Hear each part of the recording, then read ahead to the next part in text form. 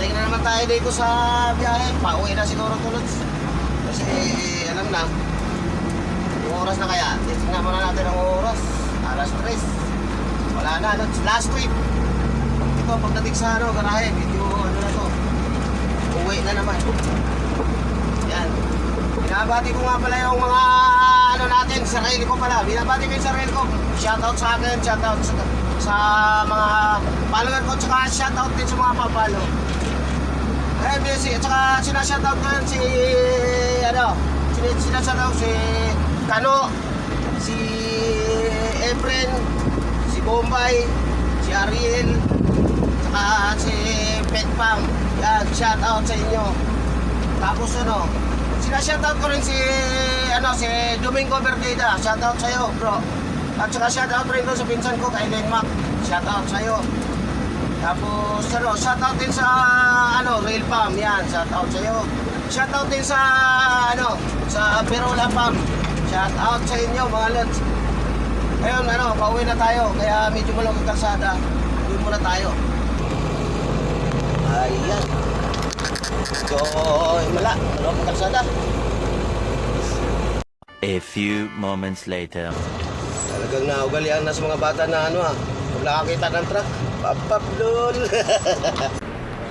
Pwede na! A few inches later.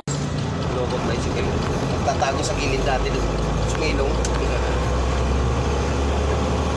2 hours later.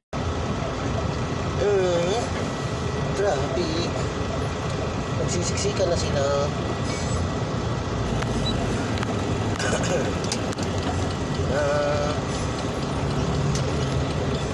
Kada kanto, pupulutong yung mga sasakyan.